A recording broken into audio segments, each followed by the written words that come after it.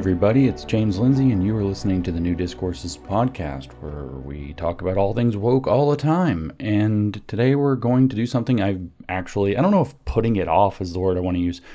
It's something I just kind of decided I didn't want to do. We're going to go through a short essay from 1997 by Aleksandr Dugin.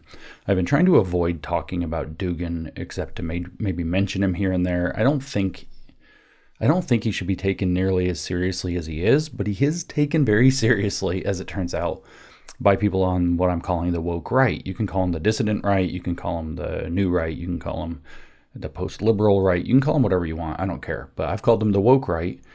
And it's kind of funny. Dugin is a weird character. He is sometimes called Putin's brain. I think that that's likely not to be true. He is a Russian philosopher, if we use the word rather generously.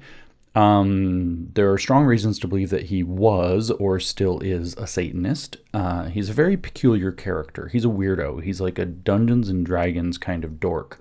So it's difficult to imagine Vladimir Putin taking this man seriously, except in the sense that Putin can use this guy's philosophy to justify the stuff that Putin wants to do anyway.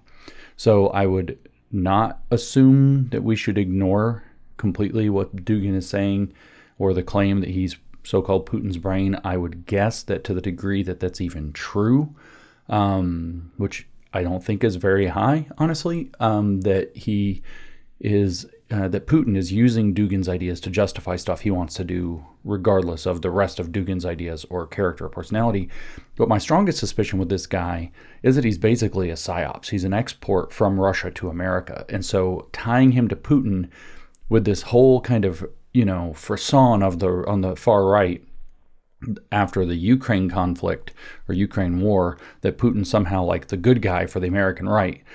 What's the logic of that, by the way? Okay, so the Ukraine war sucks. We can all say that one way or the other. What happened was Putin attacked Ukraine.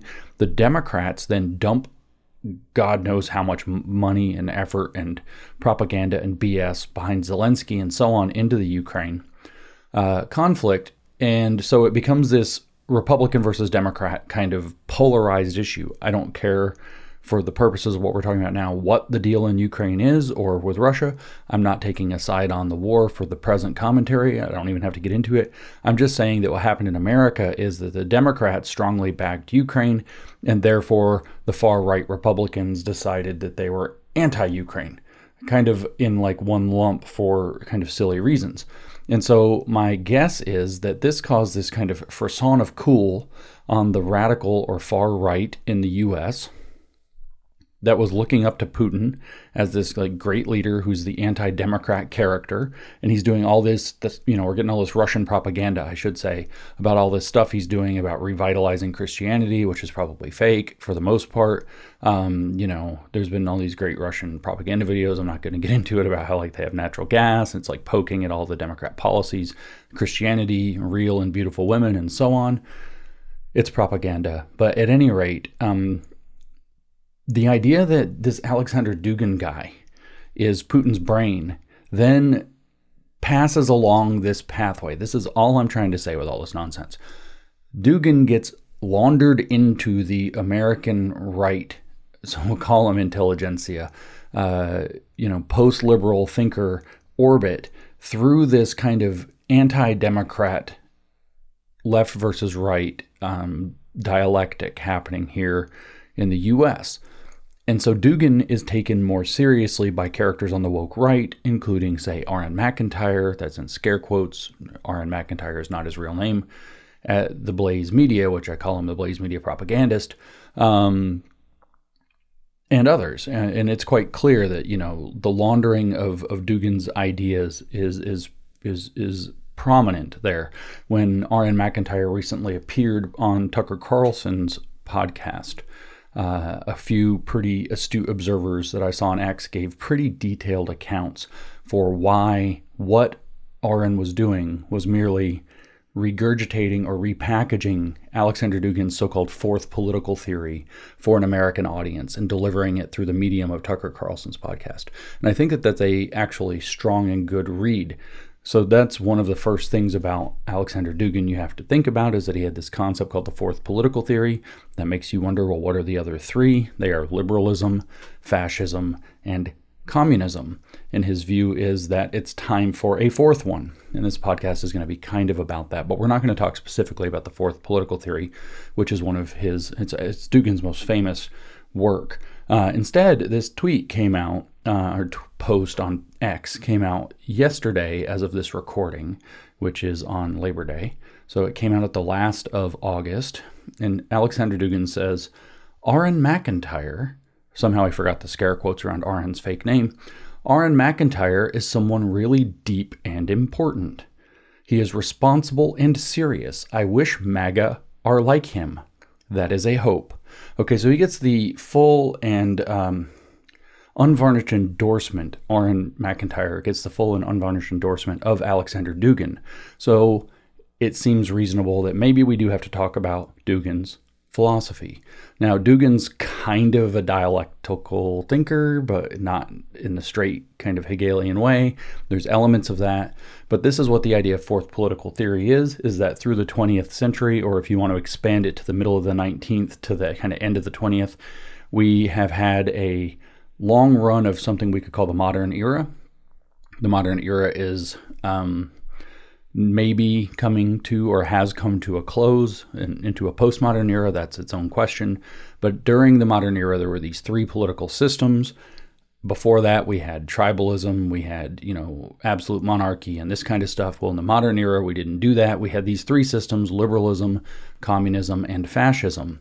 And now that we're moving into a new general era, we need a fourth political theory that takes elements of each of those and moves it forward into this, whether it's postmodern or whatever world we live in now that has left the modern era behind. That's his thought.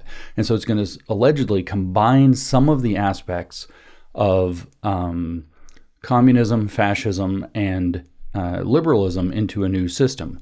Now, this is not identical to, but is similar to the regime that Patrick Deneen, a woke right post-liberal thinker from Notre Dame, puts forth in his book called Regime Change from 2023, which our current sitting vice president has endorsed rather strongly and agreed with. And Patrick Deneen says that his idea of he doesn't want to have like a military coup or something to overthrow the sitting government. What he wants is far more radical than that. That's actually a quote he gave regarding this book that he had written. And the idea that he wants actually is to have a complete change of political regime, not a change of personage, but constitutional order in the U.S. He wants to replace the current constitution that we have with what's called a mixed constitution that mixes a kind of ecclesial monarchy, so like a church king, like a religious king, and then that mixes with an aristocracy that basically kind of runs things, that has noblesse oblige. You'll notice that the woke right talk about this idea a lot, that you have to have these virtuous leaders. This is all coming from Deneen, who have a sense of what their nobility means and why they, rule, and it's to take care of the people beneath them. You'll hear them say a lot that the current regime or the liberal regime doesn't care about its citizens. P.S. it's not supposed to. The state caring about citizens is not the greatest idea. But it's supposed to have this, like I said, absolute monarchy that's kind of this religiously backed, and that's going to give you the virtues in the unbound executive. Then it's going to be combined with a virtuous aristocracy. I'm sure they have a means for choosing who those virtuous aristocrats will be. I'm sure it's themselves and people who agree with their philosophy. And then it will have a limited amount of what we consider to be liberal or representative democracy. In other words, a little bit of republic mixed in. You'll hear this with Aaron all the time. When you talk to Tucker Carlson, he spent a lot of time, for example, talking about how the republic has already fallen, that we don't have a republic anymore. He usually harkens back to Machiavelli to talk about what the republic actually is and what it should be. So then he makes arguments like the fact that we have a standing army means that the republic is already gone. The fact that we're not following the Constitution means that the republic is already gone, and on and on and on. So if the republic is already gone, we need to live in reality. Therefore, we need to embrace the fact that the Constitution is dead. Therefore, we need to move on to something new. And what he would endorse is something akin to Patrick Deneen's regime change, or akin to Aleksandr Dugin's fourth political theory, as people have spotted. And of course, now I've quoted to you where Aleksandr Dugin has endorsed R.N. McIntyre explicitly. R.N. McIntyre is someone really deep and important. No, he's not. He looks like a homeless person. Then again, so does Dugin. He is responsible and serious. No, he's not. Almost everything he says is a lie. I don't even think he's capable of saying a single true thing. Like all the way from the beginning of a sentence to the end of the sentence. I'm not sure he can get one that's out that's completely true. I wish MAGA are like him. I don't. That is a hope. So that's his endorsement. So let's hear a couple more tweets from Aleksandr Dugin, and then we're going to read an essay from 1997 that Dugin wrote called Fascism, Borderless, and Red that describes his political philosophy. So here's one. This is from the 3rd of February this year. Vibe shift to the right is evident. We're reading Dugin on X. It is omnipresent. We observe it everywhere. If that is not conservative revolution, what is it? The country's return to nationalism, closed borders, tariffs, and sovereignties at high speed. Elon Musk deleting USAID shows what right woke means. So he uses the term woke right, as do I, but he calls it right woke instead of left woke. And he's endorsing right woke, right? MAGA is very unforgiving. He quotes Donald Trump on 10th of February, and it should be like that. If we don't destroy them on next turn, they will certainly destroy us. So don't let this, quote, next turn happen. Right woke is this. Cancel those who cancel us. Okay, so you have this idea here of the woke right. He says on the 5th of January, so before all of this, and in fact the day before Donald Trump, his election is certified. Remember, that happens on infamously January 6th. So on 5 January this year, Aleksandr Dugin put on X, now it is time for American right woke to make regime change. American business as usual in Europe. The goal is to remake now what American left woke has made. Now notice that what you're seeing all around the woke right today, now, are calls for the CIA to do, under Trump, to do a color revolution in the UK and in the European countries to chase this stuff out. 11th of March. Being under attack, Elon Musk has forgotten a bit to overthrow globalists, Starmer and Macron, and to continue making Europe great again. It is a pity. Soros acted stubbornly and constantly. Right woke shouldn't pause. 4th of January, so even before this, we need the access to AI core. There is a left woke AI. There is a neutral AI, Grok. There should be a right woke AI. 1st of January, the first day of 2025, Overton window, which he's Russian, Overton window, is moving very swiftly. Woke is almost forgotten in less than a month. It looks like Stone Age agenda. LGBT, transhumanism, feminism, Neanderthal concepts. Maybe he should talk to Peter Thiel about that. Right woke is already ruling. Remember, Peter Thiel just recently gave that infamous interview with Ross Douthat at the New York Times, where he said that what makes transgender so weird is that it's so primitive and barbaric. You're just trying to change your genitals. You're not trying to change your, say, entire body or your mind or your soul, and gives a full-throated defense of transhumanism. On the 24th of March, we have Laura Loomer quote tweeting President Trump, or tweeting a video of President Trump doing one of his like hardline things. Aleksandr Dugin quote tweets it and says, "Right woke begins." And it goes on and on. So this guy's all in on this woke right idea, but he thinks it's a good thing, and that it should be calling for regime change. And it should have a regime change not just in Europe, but also through maybe CIA interference, but also here in the US. And it is time for that. So back in 1997, remember that the Soviet Union collapses in 1992.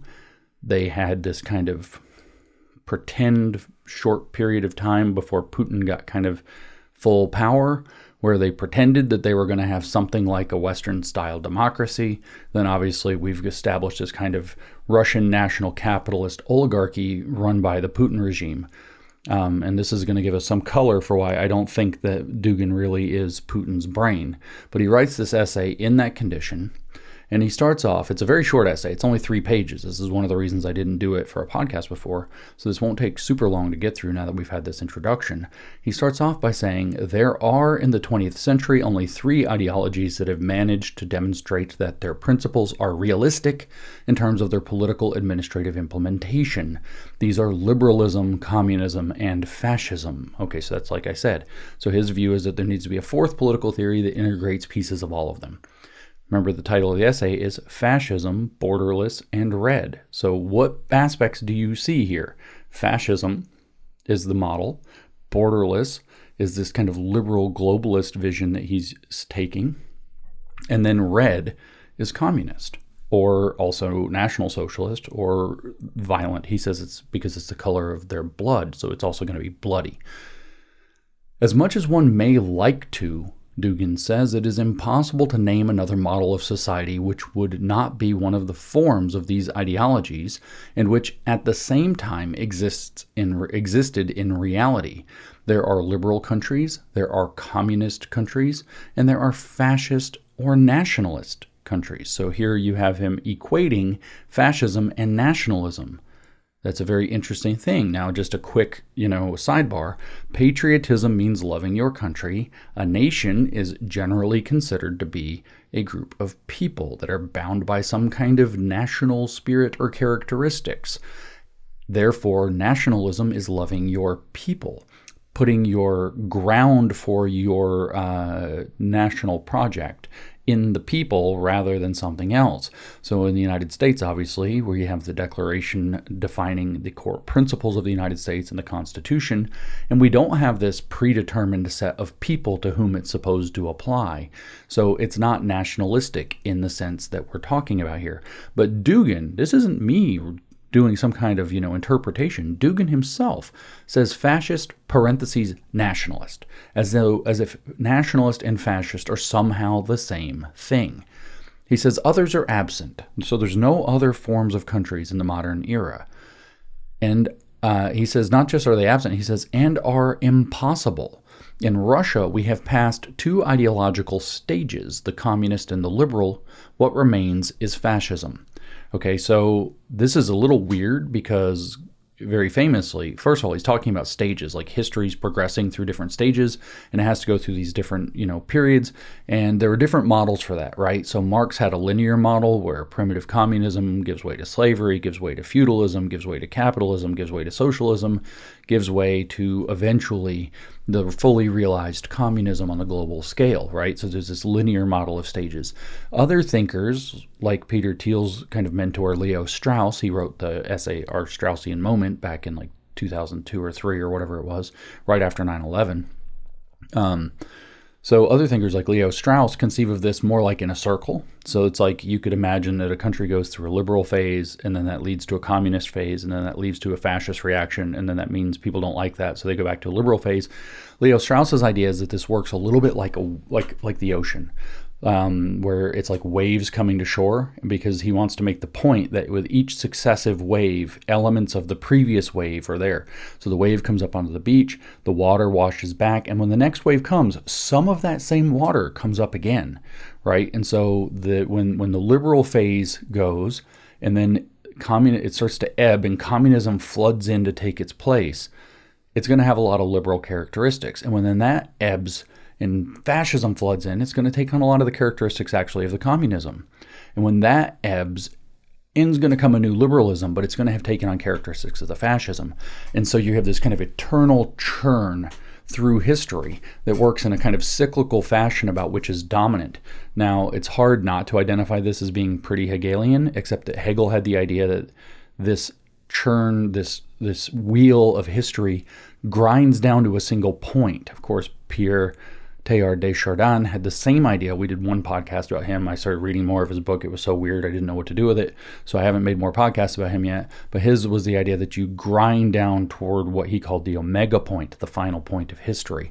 But so now we understand that, Dugin's thinking that there are these discrete phases and these kind of currents of history, and whether he believes in a cyclical model of history, which I think he does, like Leo Strauss, or whether he believes in a linear model like Marx, which maybe he actually has some elements of that, I don't know, or whether he believes in one that's kind of Hegelian and drills down to a point is not quite clear. I don't know his thinking that well to specify, but he does believe in this kind of stagist model of history, and that history therefore has a purpose and a telos, that it's going somewhere, right? But here is the curious part. In Russia, he says we have passed two ideological stages, the communist and the liberal. What remains is fascism. So he's writing this in 1997. He's not writing this in 2025, right? It's very difficult to figure out when Russia was liberal. It wasn't liberal before. It was feudal before the communists took over in 1917. So then it was communist. It went from feudal, which is a pre-modern arrangement. It's not one of the modern arrangements. Then it went into a communist arrangement. It's straight. So it started in communism as far as the modern conceptions go. And the only place that you have liberalism to stick in there is in the 5 years from 1992, with a completely disorganized, collapsed state, till the 1997, that 5-year period when Aleksandr Dugin's writing this. So they had their good 5 years of Potemkin fake liberalism that never really got off the ground, that was immediately being run by all of the old Soviet bosses for oligarchical means, which eventually gets taken over by Putin, who's a KGB officer who rules this thing with an iron fist as a national capitalist oligarchy.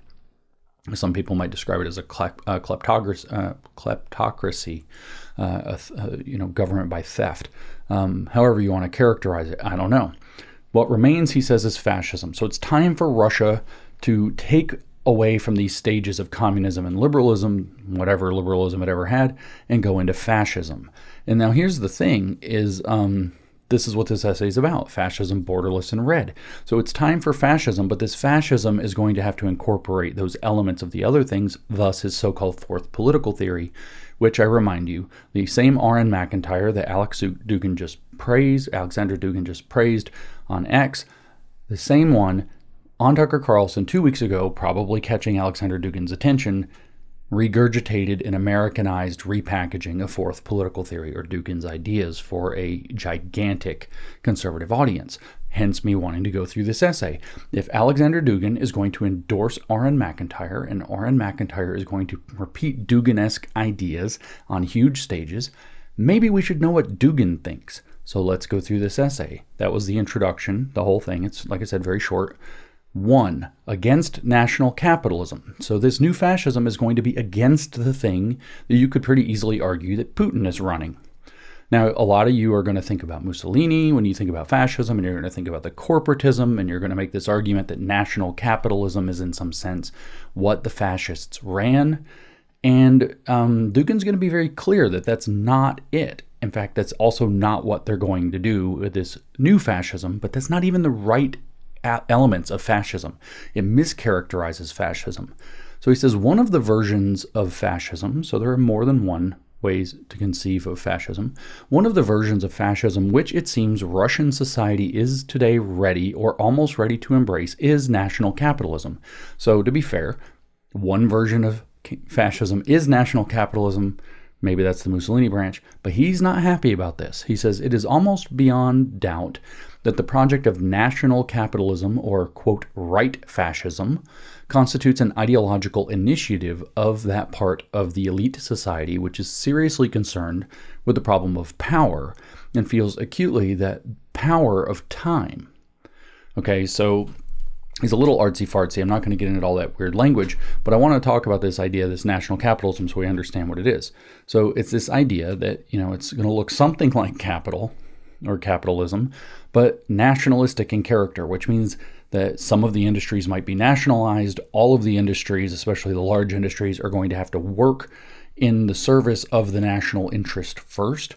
And however that's conceived of, if under Putin, that's going to be conceived of in terms of his oligarchical control. But people are allowed to own, some limited amount of private property and to do what they will with it, especially if they're on the smaller side of things. And so he's calling this model of national capitalism right fascism, okay, right-wing fascism. And he says that it constitutes an ideological initiative of that part of the elite of society which is seriously concerned with the problem of power, right?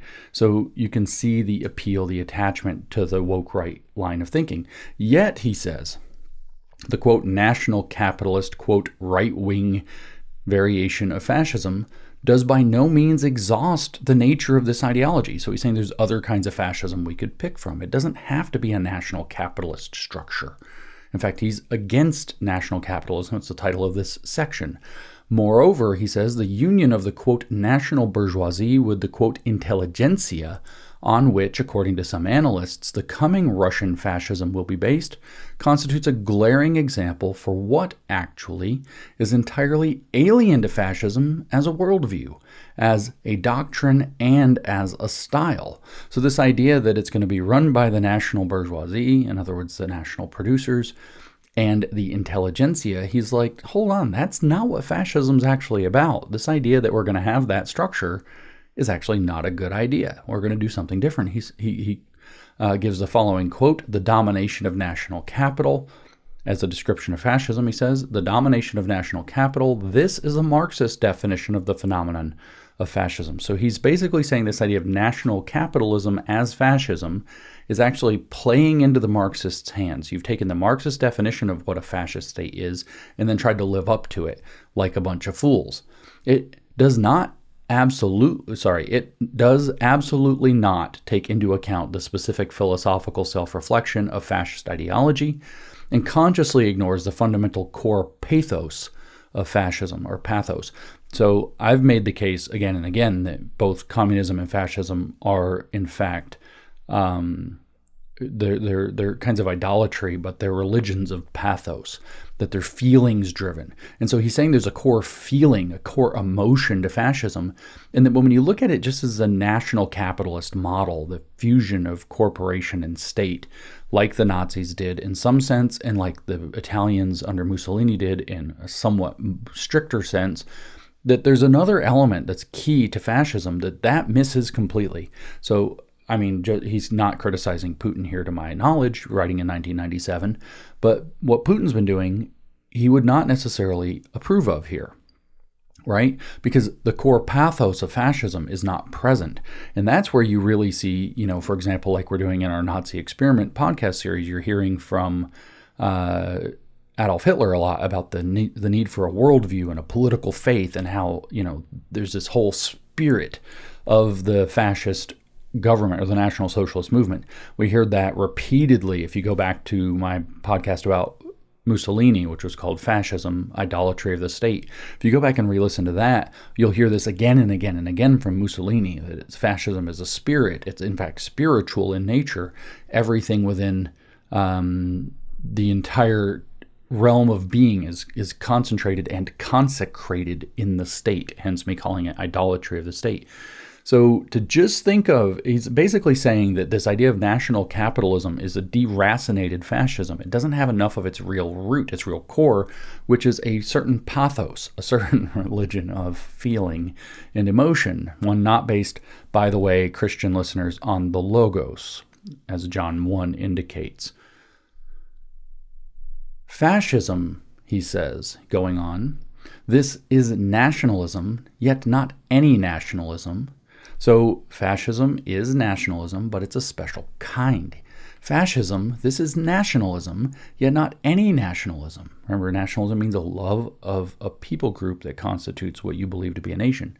But specifically, he says, a revolutionary, rebellious, romantic, idealistic form of nationalism appealing to a great myth and transcendental idea, trying to put into practice the impossible dream, that's capitalized impossible dream, to give birth to a society of the hero and the superhuman, that's also capitalized, to change and transform the world. Okay, now I regret, for those of you that keep up with me, some of the videos will probably be coming out concurrently with this. I just did this workshop in Dallas, Texas, a little over a week ago, and I talked a lot about fascism and woke left and woke right and communism and their relationships. And I am kicking myself. I have read this before and I had forgotten all about this. And I am kicking myself that I did not include that sentence, which is a very long sentence, in my lectures. So all of you came to Dallas or have watched the videos, figure out a good place and just mentally stick that quote right in there. Fascism is nationalism, but not any nationalism. What are its characteristics? It's revolutionary. That means it's going to fundamentally reconstitute society. Rebellious. That means it's oriented against the current order, whatever it is, and is willing to break the rules. Remember what Mao Zedong's mantra was for the young people, for the Red Guard during the Cultural Revolution: to rebel is justified, right? Romantic. So it's got this like fanciful notion of how things were and or could be that it's basing itself off of. Idealistic. So one of my entire lectures that I gave in Dallas was the second one, if you're going to go look for it. Left and Right with Society and the Balance, I think was the name of the lecture, is actually about the relevance of idealism to things like fascism. So they have a romantic notion of who they were and who they could be. This, by the way, is the Gnostic disposition. If we were to pull out the quote, which I don't have in front of me because I didn't think of it till now, from Theodotus or whatever, one of the first century Gnostics, where he explains what it means to be Gnostic, is that it means knowing where you came from or who you really are, and knowing what you've been flung into, and knowing to what you can return. So fascism is fundamentally not Gnostic in the spiritual sense, beyond the spiritualism of the state, but socio-spiritual as I'm meaning it. And I know this is some specialized terminology. I gave an entire lecture on it just the other day in Dallas. I'm not repeating it all here because I want this to be succinct. So please go listen to that lecture from Dallas, which is going to be called something like Left and Right with Society and the Balance. But you have that appeal to idealism. You have that appeal to romanticism. You have this appeal basically to the unreal, right? And it's all based on that Gnostic imagining. We had a better life. We've been alienated from that better life. We can imagine that better life. We can picture it in the ideal. We can romanticize it in our imagery and our thinking and our imaginations. And we can try to force it into being through basically a lot of death and destruction and murder and trying to seize power to try to force the unreal to come into being. You can also go back and listen to my podcast where I talked about the myth of Pygmalion and what its relevance to communism, what's its relevance to fascism is the same. And he says it appeals to a great myth and a transcendental idea. I mean, I think I've already explained enough of the transcendental idea part, but the great myth part's very important, right? They know that this thing that they're appealing to is not just romantic and idealistic. It is, in fact, a myth. They create a myth of their nation and of their people and what it was and what it could be. And thus, in the present now, which isn't perfect, the critical theory would look at it and see what it's not. It's a alienated mythology. You are alienated from the society that you were and that you could be again. And is trying to put into practice, he says, the impossible dream, even though we just talked previously about that there were only three he was very kind of realist about the modern era. There are only three real political systems that work in the modern era. But now fascism, as it's rightly understood, not as national capitalism, is going to put into practice the impossible dream. We might as well call that utopia. Right? And it's to give birth to a society of the hero. Fascism's always obsessed with heroicism, and superhuman, or the Superman. So this is kind of Nietzsche's character that's risen above morals, your Zarathustra, who's risen above morality and thus become the Superman. And its purpose is to change and transform the world. Just like communism, just like everything else, idealistic. These idealistic radical movements all have these characters in common, but that's the fascism he means, not mere national capitalism. There has to be this revolutionary, rebellious, romantic, idealistic, great myth, transcendental idea, impossible dream that gives birth to a society filled with heroes and superhumans to change and transform the world. On an economic level, he explains, very, prosaic, fascism is characterized rather by socialist or moderately socialist methods which subordinate personal individual economic interests to the principles of national welfare, justice, and brotherhood. So it will be socialistic in nature. Don't let these people fool you. And what it's going to do is you're going to subordinate your individuality, your individualism, your individual will, your individual beliefs, your individual property at the end of the day to principles of national welfare as defined by the fascists, justice as defined by the fascists, and brotherhood under fascism or within the fascist state. If we go back to read Mussolini, you'll see very clearly that's what it means. So that has to be an element.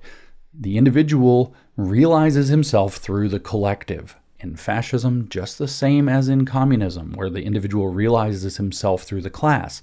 If you go back to Marx and economic philosophic manuscripts, you can see how the individual is supposed to do that. He says it's supersession of the self by the retraction of alienation into the self. So you realize that you're alienated by your class identification and the class dynamics of oppression. You retract that sense of alienation into yourself and you identify with your class. You supersede the individual and see yourself as part of the collective. In fascism, you're going to supersede yourself by retracting your sense of alienation and identifying with this righteous fascist nation and its core pathos, its core emotional appeal. And finally, Dugin says the fascist view of culture corresponds to a radical rejection of the humanistic, quote, excessively humane mentality. So it's going to be brutal. It's going to be rough. We're not going to be humanistic. We're not going to be humane. They're going to do what they need to do brutally, cruelly. He says that is of what represents the essence of the, quote, intelligentsia. So now you start to see he's not going to like the smart people. Fascism has never cared much for the smart people. It doesn't like thinkers, doesn't like philosophers. It doesn't like people who can call them on their bullshit. If we look back to the project in the Nazi Germany, you have the 25 Principles of the Nazi Party, which either is or will be out soon, in the Nazi Experiment podcast. It should be episode 5 or something. And you hear in there that Hitler is very clear that the rule is going to be that it doesn't matter if the 25 principles of the Nazi Party aren't working. You stick to them. They're infallible. If you have to make a change, you don't change the principle. You change what the words in the principle mean, because it has to be perfect. Why? Well, this is why they don't, and Hitler wasn't a big fan of the intellectuals either. He says repeatedly throughout Mein Kampf that the only intellectuals who matter are the ones who understand that the masses are stupid and the masses operate on emotion, a core pathos, and that if they disagree with what's actually being said, even if literally he calls it, the propaganda. If the propaganda works and the intellectual disagrees with the content of the propaganda or its delivery, then the intellectual is of absolutely no use to the National Socialist Project or its state or its movement. None, because he doesn't get it. Because it's not about having things right. It's about having the movement, the energy, the core pathos of the whole thing. I'm just going to pause here while we're in the midst of this literal document of insanity to remind you that the reason we're reading this is because this lunatic just endorsed R.N. McIntyre, Blaze Media woke right propagandist, on X the 31st of August. R.N. McIntyre is someone really deep and important. He is responsible and serious. I wish MAGA are like him. That is a hope. This is the same Aleksandr Dugin. So he says, so what about this intellectual? He goes on, he says, the fascist hates the intellectual, the intelligent, as a type. So it's not this intellectual or that one. As a type. All intellectuals. The fascist hates the intellectual or the intelligent as a type. It's not going to go well. There will be purges of thinkers who aren't thinking according to the lines that they're supposed to. Even ones who are thinking according to the lines, but contradict the simplistic propaganda. Good luck, RN. Good luck, buddy. Good luck. He sees in him a masked bourgeois, a pretentious Philistine, a chatterbox, and irresponsible coward. The fascist loves the brutal, superhuman and angel-like at the same time. Brutal, superhuman, and angel-like. Aaron looks a bit like a Jawa, so he's not got quite any of those. He loves the cold and tragedy. He does not like warmth and comfort. So actually, Mussolini was very clear about that. If you go back and listen to that episode, the fascist conception of life is a brutal one. It is not a comfortable one. It is one of constant struggle and pain, and in a sense, the idea is that you're supposed to have development out of it. This pain is development. So you're supposed to be hardening yourself, getting colder and more brutal. I guess that makes you superhuman, which superhuman in the Nietzschean sense, by the way, means having left behind morality. Morality is a binding upon the man, and the Superman is the man in the Nietzschean sense who is left behind morality, who is above morality, who knows that morality doesn't have to apply to him. He can choose to be moral when he wants to, but he's actually superior to others because he's amoral. If you think that Nietzsche's Superman sounds a little bit like a psychopath, I'll just say you're right. But he loves the cold and tragedy. So you have this brutal superhuman who's angel-like, who loves cold and tragedy. That could be physical cold, like out in the winter. That could be coldness of manner, not caring who you're hurting or what you're hurting. And tragedy, to love tragedy. He does not like warmth and comfort, Dugin tells us. With other words, fascism despises everything that makes up the essence of, quote, national capitalism. He fights for the, quote, domination of national idealism and not, quote, national capital. See, capitalism, if we allow the word, free enterprise, is an intrinsically realist approach to dealing with property. People deserve the property that they can earn. Property has to be secured because there are bandits and robbers and other people who will do bad things to steal property rather than to earn it. How do you earn property? By creating something of value to other people who will exchange property to obtain the thing of value that you created. In other words, by helping other people solve problems in the world. Okay, so that's capital. That's literally capital, is you creating things that help other people solve problems, that help them enough to where they're willing to part with their own capital or their own resources in order to obtain the solution to their problems, even if that problem, by the way, is boredom. Even if they're just bored and all you're producing is a stupid video game to play on their phone, you're still solving a problem that they're willing to part with some of their money for, but probably not a lot. People might pay $3 for an online app game, but they're probably not going to pay $300,000 for an online app game because they're bored, but they're not that bored. They're like $3 bored, but they're probably not $30 bored, and they're definitely not $300,000 bored. You kind of follow me here? But the fascist fights against the domination of national fights for the domination of national idealism and against this idea of national capital. So it's not even that you can nationalize capital and run this kind of, corporatist public-private partnership model. It's in fact that you're going to fight instead for not just national idealism, believing in the ideal of your nation. And I mean idealism in the sense that reality and sense data are not primary, but secondary. They're mental and spiritual are primary. That's what idealism really means. So there's this mental and spiritual romantic conception of the nation, and that you're going to, as a idealized people, as a matter of fact, who can become the Superman, the superhuman, and he fights for the domination of national idealism in place of, instead of saying national capital, we could say nationalized reality. Now, I don't believe in nationalized reality, but that's basically what the argument is.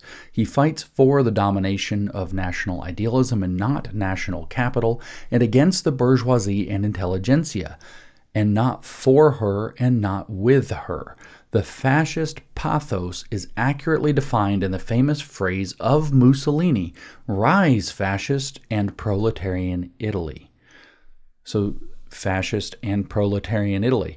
If you don't remember the podcast that we did about fascism from Mussolini's Doctrine of Fascism, which is where this comes from, Mussolini is very clear that the origin point of the Doctrine of Fascism, which he wrote the Doctrine of Fascism together with another woke right favorite thinker, Giovanni Gentile, the Italian, the kind of first real Italian fascist thinker. But if you don't recall that or haven't read it, Mussolini makes the point that the origin point of fascism is socialism that's going to reject Marxist internationalism and radical egalitarianism. So the idea isn't to create a perfect equity regime, it's to create a very hierarchical society that's based off of the idea that the heroic individual for the state and in the state, nothing outside of the state is another one of his quotes there, is going to be allowed to rise up. But it's still about the workers. It's just not about the international workers. You're not thinking about workers of the world unite. It's workers of Italy unite, or workers of Germany unite. And the idea, if you read Hitler, is very clear. It doesn't matter what kind of worker you are, an intellectual worker, which would be very bourgeois in some sense, or a factory worker or an agrarian worker. You're still a worker, an army worker. You're still a worker for the national project. So the nation is going to unite around its shared sense of work and labor and duty. But the pathos, Dugin tells us, is accurately defined in the famous phrase of Mussolini, rise, fascist, and proletarian Italy. Remember, proletarian means worker. It is the awakened or enlightened working class that is aware of its class consciousness. Fascist and proletarian, he continues, such is the orientation of fascism, bound together, that's fascist, and proletarian, geared toward the worker. It is, he says, a labor and heroic, militant and creative, idealistic and futuristic ideology which does not have anything in common with securing additional governmental comfort for the traitors, even if 1,000 times national, and sinecures for the socially parasitic intelligentsia. So he doesn't think very highly, once again, of the thinkers. They are, in fact, socially parasitic. The parasitic intelligentsia, guess what's going to happen have to happen to the parasite draining off of society, guys? They're going to get killed. The purges are coming. The central figures of the fascist state and fascist myth are the peasant, worker, and soldier. On the top, as the supreme symbol of the tragic fight with destiny, cosmic entropy, is the godlike leader, Duce, Führer, superhuman who realizes in his supra-individual personality the extraordinary tension of national will for feet. Okay, so he's not shying away from fascist Italy or National Socialist Germany at all here, right? The Duce, the Führer, these characters to him are a superhuman who has realized, so Nietzsche's Superman is he who has transcended morality, and is therefore unbound by morality and can do what needs to be done in a superhuman fashion, who realizes in his supra-individual personality. So he's no longer an avatar of himself, but rather an individual. He is now the body and the conscience, if we read Mussolini, of the entire national state.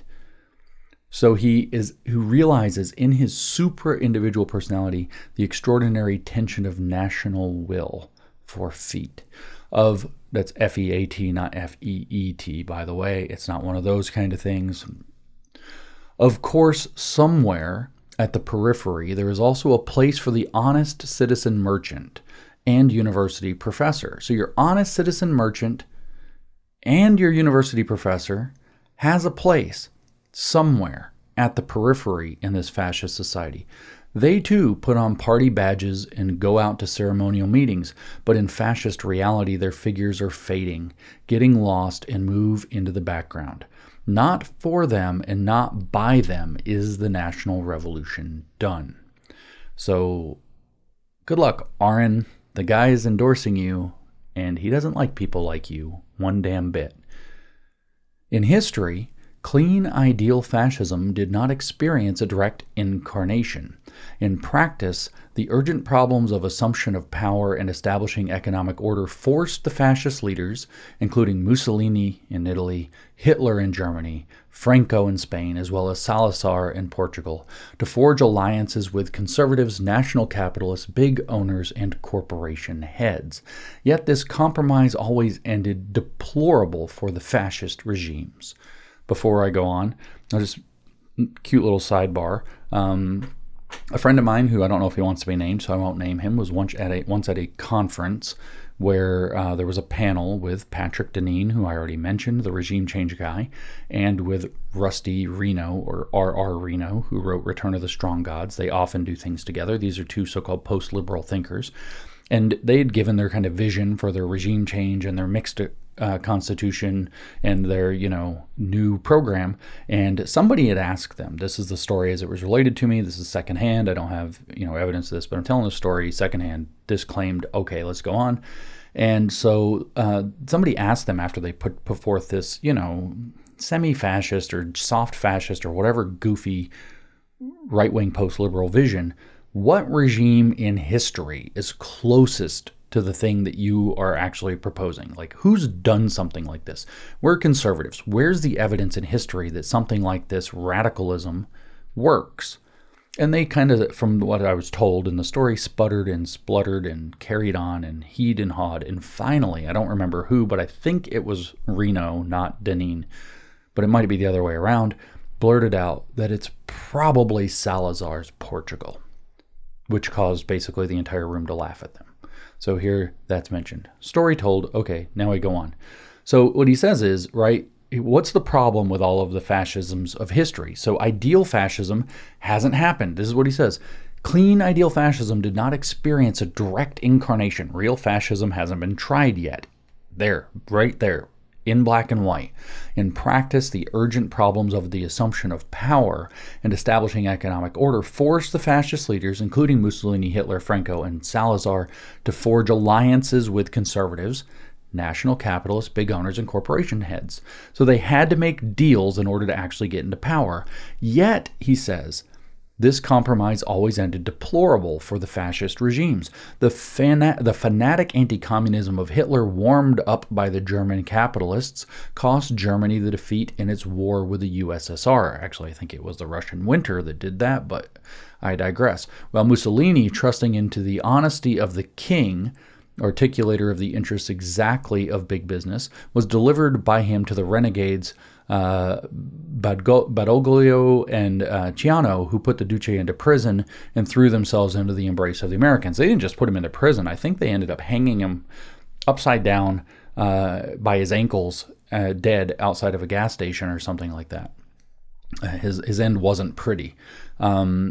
So what Dugin's saying is real fascism hasn't been tried because to implement it, you have to make all these arrangements and deals and concessions, which is the same thing the communists say about real communism hasn't been tried, by the way. To implement it, they actually had to cut deals.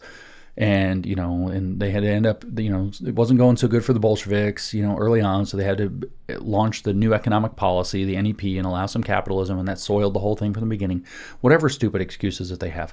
And for the fascists, he's like, this didn't work out. Basically they lost the war because they had to make deals with, big business and conservatives and the corporation heads. They couldn't do it in a more brutal way.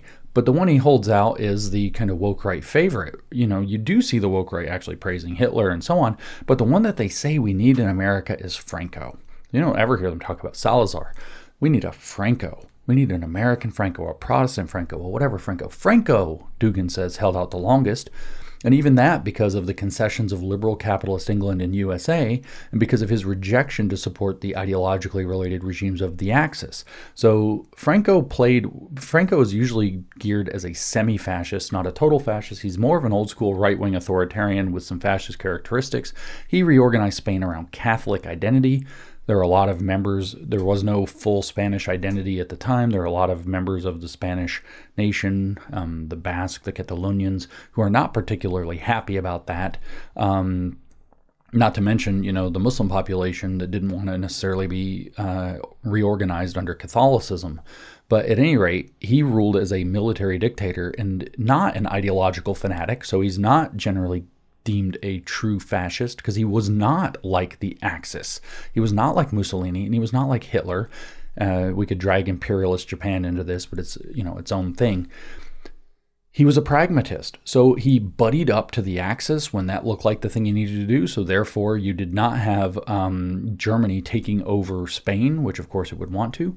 And then that helped them repel the Soviets, who also wanted to take over Spain, because Spain could have been a gigantic industrial center that's very well placed.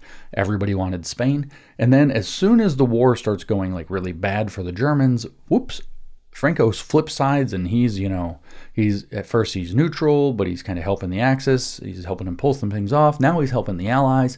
Then he buddies up with them and tries to make business deals. He was just an opportunist, right? So Dugin recognizes this. Moreover, Franco was not a real fascist. See, he didn't have that core pathos. National capitalism is the inner virus of fascism, is what Dugin says. Its enemy and guarantor of its degeneracy and perishing. National capitalism is in no way an essential characteristic of fascism, as national capitalism is, on the contrary, an accidental and contradictory element in its inner structure. See, so there's a pure idealistic fascism that's based off of this pathological core nationalist pathos that's revolutionary and romantic and rebellious and idealistic and transcendental and based on a great myth and transforming the world and trying to build the Superman by, again, in Nietzschean terms, you become the Superman by transcending morality as a bind on your behavior, right? And he says basically what has to happen to install a fascist regime based on those visions like Mussolini and Hitler had, you have to make all these compromises. And then Franco didn't even really get into it ideologically. He didn't even do it right. But he was able to hold out the longest. Why? Because he was pragmatic, actually. But even to set a fascism up, you can't get a real fascism because you have to make all these deals. So he's like, real fascism's never been tried. And national capitalism, he says, not only is it no way the essential characteristic of fascism, he says it's actually an accidental and contradictory element in its inner structure that results in being an inner virus of fascism that guarantees that it will degenerate and eventually perish.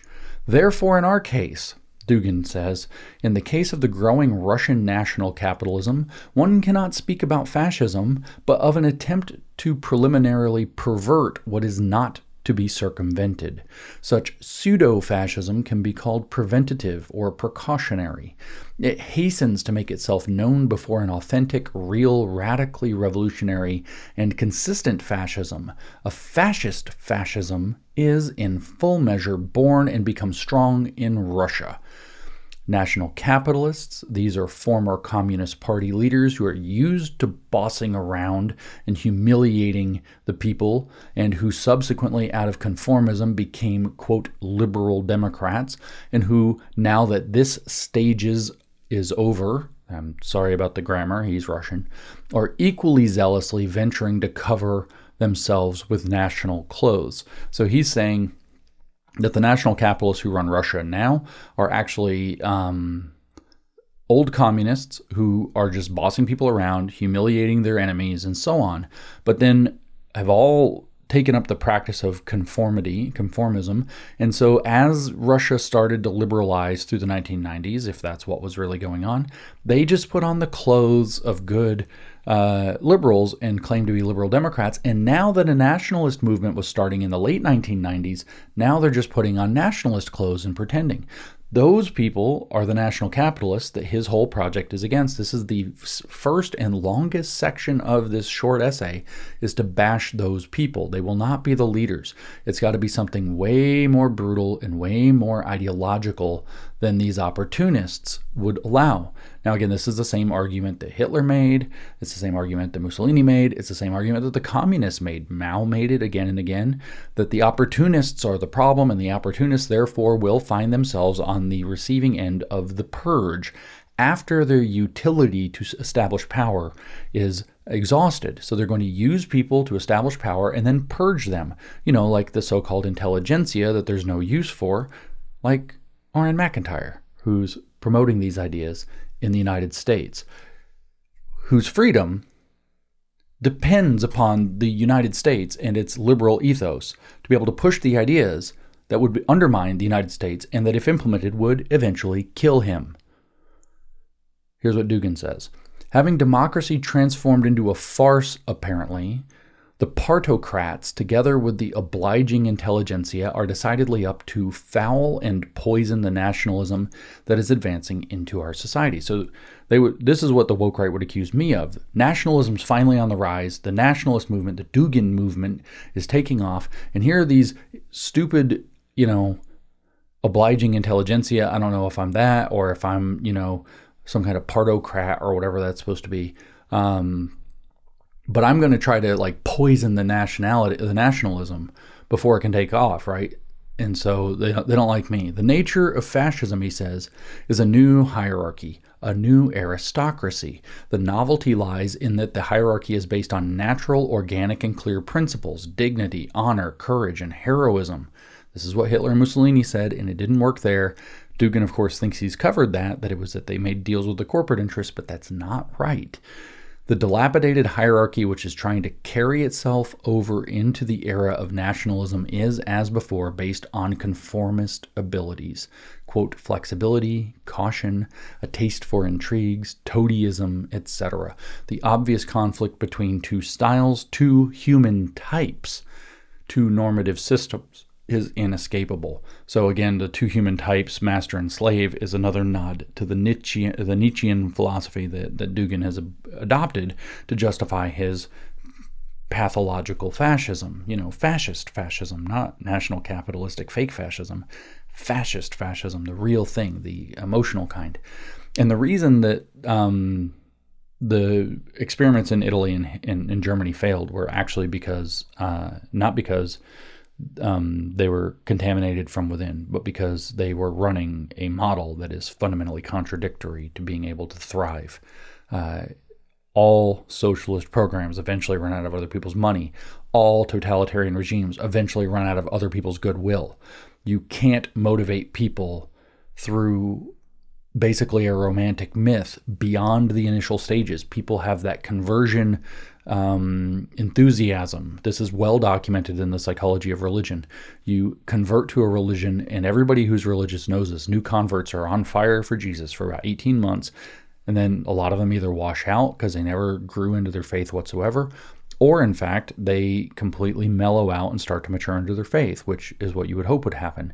This happens when people fall in love. You can fall in love with an ideology. I don't think that's a healthy thing to do, but they fall in love, they get all caught up in it, and for about 18 months, which is roughly how that dopamine cycle works out, you're pretty crazy for that person. We say you're crazy for that person. Oh, I'm crazy for her. We say that we literally know. And the idea, not to get into these details, but the idea there is within that time when you're literally crazy about the other person that you're with, some people call it new relationship energy, and you're nutty, you're building up a bond through oxytocin, shared time and effort, and different things. And if your bond you can grow in that amount of time is strong enough, when the dopamine cycle goes back down to normal, then your relationship will succeed. Well, you need to have a mature relationship, just like you need to have a mature faith for the new convert, just like you would need to have a mature vision for your society, which the fascist vision isn't. It is a manic vision. It is a romantic and idealistic vision. And when it starts to clash with reality, people will lose faith in it. The only thing you can do is try to put out some new, more incredibly crazy vision, and then punish the living crap out of people who aren't on board enough. And this happens whether it's communism, and it happens whether it's fascism. So, Dugin is a madman, is what I'm saying. And it's not that there's this contamination by national capitalism that makes fascism fail. Just like communism, it is intrinsically designed in a way such that it will fail. You cannot keep the people's enthusiasm up the way that the initial mass movement can generate. It has a shelf life. I'm willing to bet that shelf life is somewhere between 5 and 6 years, just to make a guess. But he sees the problem here is that there's an obvious conflict between the two styles, or the two human types, the Superman versus the human. And that gives you two normative systems, and that conflict is inescapable. So now he moves on, section 2, which is just 2 paragraphs, Russian socialism. Notice the emphasis on socialism for his fascism, borderless, and red that he's talking about. It is absolutely unjustified, he says, to call fascism a, quote, extremely right-wing ideology. Wonder why? Oh, because it's socialist. So the first thing he says is this isn't actually the far right, guys. This phenomenon, he says, is much more precisely characterized with the paradoxical formula, quote, conservative revolution, which means right-wing leftist, which means woke. Actually, it would be right woke. Conservative, right, revolution, woke. Woke right. It is a combination, he says, of a, quote, right-wing cultural political orientation, traditionalism, faithfulness to the soil, roots, national ethics, with a, quote, left-wing economic program, social justice, limitation to the market forces, deliverance from, quote, credit slavery, prohibition of stock market speculation, monopolies, and trusts, and primacy of honest work. An analogy to National Socialism, which was often simply called German socialism, one can speak of Russian fascism as Russian socialism. So all he's saying is that it's a Russian variant on National Socialism. The ethnic specification of the term socialism, he says, has in this context a special meaning. What is meant is formulation of a socio-economic doctrine from the beginning, not on the basis of abstract dogmas and rationalistic laws, but on the basis of concrete, spiritual, ethical, and cultural principles that have organically formed the nation as such. As such what? As an ethnic specification. This is literally a recreation of a significant portion of the National Socialist project. They think, or Dugin thinks, they can do it better. What was it that he said about R.N. McIntyre just a second ago? R.N. McIntyre is someone really deep and important. He is responsible and serious. I wish MAGA are like him. That is a hope. Russian socialism, he says, that is not Russians for socialism, but socialism for the Russians. Again, as an ethnic specification. The same way that the Germans, he said that, not me. The same way that the Germans were an ethnic specification for Hitler. So Russian socialism, that is not Russians for socialism, but socialism for the Russians. In distinction to rigid Marxist-Leninist dogmas, Russian National Socialism proceeds from an understanding of social justice, which is characteristic exactly for our nation, for our historical tradition, for our economic ethics. Now, Hitler was for social justice too, though. Let me just pull this up here. I didn't know I was going to do this, but I'll just type into the Ford translation, social justice, in Mein Kampf, because it only appears a couple of times in the book. A personal spirit of nationalism, this is Hitler. A personal spirit of nationalism and a sense of social justice must be combined in the hearts of the youth. If that is done properly, someday a nation of citizens will arise that will be committed to one another and forged together by a common love and a common pride, unshakable and indestructible forever. But his basis for that is actually the exact same thing. The ethnic specification of the term socialism has a special meaning. This is what Dugin said. It is not on the basis of abstract dogmas and rationalistic laws, same thing Hitler says, but on the basis of a concrete spiritual, ethical, and cultural principle that has organically formed the nation. The nation is the group of ethnic people that has come together as a national object by having this concrete spiritual, ethical, and cultural principles bound to it ethnically. That was actually Hitler's idea. Okay, Hitler was a little more strict about the race thing here. This is more ethnic than racial, or ethnicist rather than racialist. But in distinction to rigid Marxist-Leninist dogmas, Russian National Socialism proceeds from an understanding of social justice, which is characteristic exactly for our nation, for our historical tradition, for our economic ethics. So the idea is that if you're actually an ethnic group that's represented by that historicity, that culture, that set of values, then you can make the socialist project work for that nation because people are naturally bound through their national sentiment. I'm once again urging people to realize that has a shelf life. Such socialism, Dugin tells us, will be more rural than proletarian. So it's going to be more like it's going to be like another agrarian peasants revolution, because that's what worked in China, I guess. More communal and cooperative than administrative, more regionalistic than centralistic.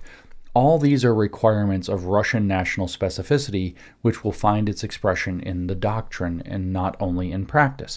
So this is where Arendt on Tucker really shines. Previously, we have this ethnic characterization of the National Socialist Project for Russia that Dugin gives, and this is where you have Arendt trying to enlighten Tucker Carlson on this concept of heritage Americans. It's the same concept. Right, it's your people who Arendt said that you could find their family names in a registry of the Civil War history, or older, or something like that. We've seen this stupid meme go around where they've decided to grade Americans. Were you here before the Revolution? Did your forefathers fight in the Revolution? Was it the Civil War? Are you an Ellis Islander? Did you come in as your family come in as immigrants after the Civil War? In other words, or are you a new American? Or worst of all, as Aaron McIntyre has also pushed on his blog and his Blaze Media account, are you just a paperwork American? Are you a new immigrant who's only actually a citizen because of paperwork, which Hitler also rejected? This is what they're talking about. Such a socialism will be more regionalistic than centralistic. What does that mean? Well, it means that this is where you're going to have this idea of kind of balkanized regions of the country, right? So it doesn't really matter if California, if we did it in the American context, or New York is totally left and, central Tennessee and Kentucky are really right, or, northern Utah is really, really right, or whatever. It doesn't really matter because each of those regions, rather than having one central federal program, the regions themselves can actually run their own nationalist, socialist conceptions. So you kind of, even if you don't literally politically balkanize the country, you culturally balkanize the country. It's called the big sort. You move people into all of their different regions, and you get them to see themselves in terms of that nationalistic conception, smaller and smaller and smaller. And then when you have them in that position, you get them to think of themselves as heritage to that group, and then you can have a effective national socialism. That's the model of this fourth political theory. And what Dugin says is all these are requirements of Russian national specificity, which will find its expression in the doctrine and not only in practice. Now, the third section in this essay is ominously titled New People. New people. So there's going to be new people for this. He says such a Russian socialism should be built by new people. What does he mean by that? New people. What new people? He says a new type of people, a new class, a class of heroes and revolutionaries. The remains of the party nomenclature and their ramshackle order should fall victim to the socialist revolution, the Russian national revolution. Notice that the socialist revolution and the Russian national revolution are the same revolution. The Russians are longing for freshness, for modernity, for unfeigned romanticism, for living participation in some great cause. There's your core pathos, by the way.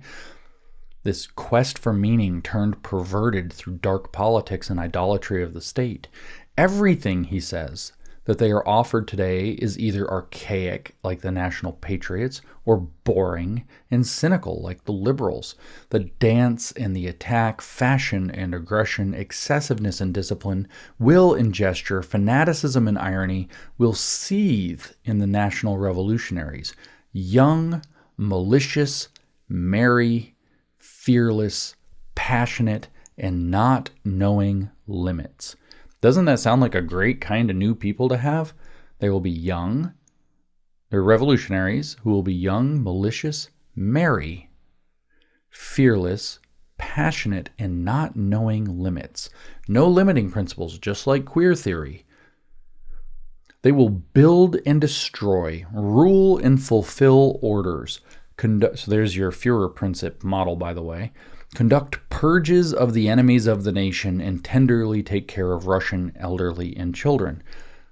So he had to list the purges explicitly. It's not even that they were hinted at like we talked about earlier. They will do it.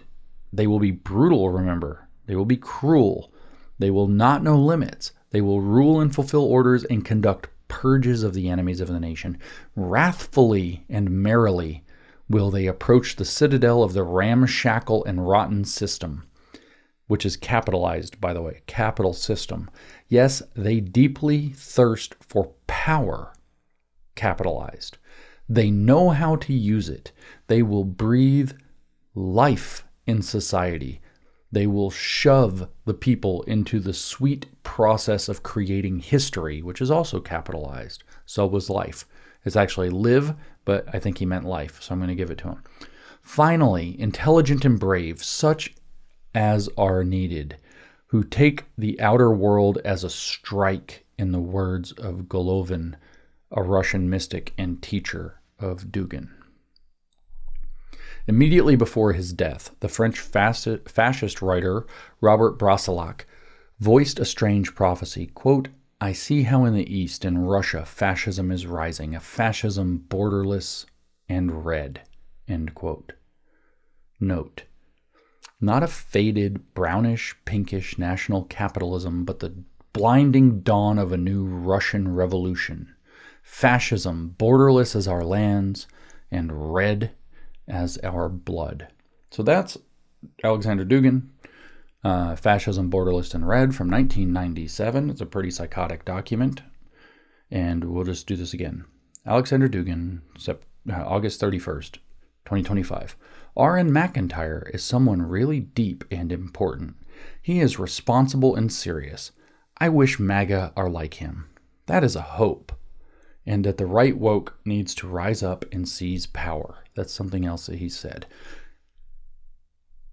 I hope this helps clarify what's going on with the woke right, without even having to dip into why in the world are they following Russian ideas that are this extreme and peddling them in new Americanish packaging to Americans. You know, the idea that there are Russian ops behind some of this isn't just speculation. There was that Tenet Media thing that actually proved that there are Russian ops trying to destroy MAGA, to cause division within the conservative movement in America and the MAGA movement to undermine President Trump. And here we have Aleksandr Dugin explaining what the vision is for when our free society can be disrupted. A fascism borderless and red, led by the Russian model, which is adapted from the National Socialist model of Germany with inspiration from the fascism of Mussolini, discarding all of the national capitalism and conservatism, purging it, literally, that kept those fascist regimes from being fully, properly tried. And it will be led through a core pathos, a core pathological emotional state that will be driven into our young people by listening to podcasters like R.N. McIntyre, Blaze Media propagandist, and the rest of the woke right who are shilling for exactly these ideas. An American Franco, a Protestant Franco, all the Hitler stuff, all the anti-Semitism, all the anti-Israel, all the edgy racism they think is some kind of a game and they're playing like it is. We see it all. Here's an explanation. I hope you understand that what's happening is not organic. It is very dangerous. We are very badly, you probably haven't encountered this anywhere in your normal life. And if you tell people in your normal life that it's happening, they won't believe you. But these people are insinuating themselves deeply into the presidential administration. They control almost every alternative conservative media outlet except for the Daily Wire. Like, I don't think you understand how far gone we are with this ideology. And we'd better start taking it seriously, and we'd better start taking it seriously right now, because it is being mainstreamed on a fast timeline, a cultural blitzkrieg. It's not a long march through the institutions, but rather a cultural blitzkrieg into the institutions. And you think, well, we need to replace the leftists. We need to have something like that. Well, you better be damn sure that the people you're putting into those institutions in place of the left aren't this other left, as Dugin said. And they're the ones who have that vision. They're the ones that have the drive, and they're the ones who have rivers of weird money behind them to make it possible. So you better think twice, and you better stop thinking all this stuff is good because it's on our side, because this is not our side. This is the most un-American thing you can possibly imagine. And we are a hair's breadth away from finding ourselves in a position where it's this or the radical communist Democrats. This is where we are right now. I hope this has helped.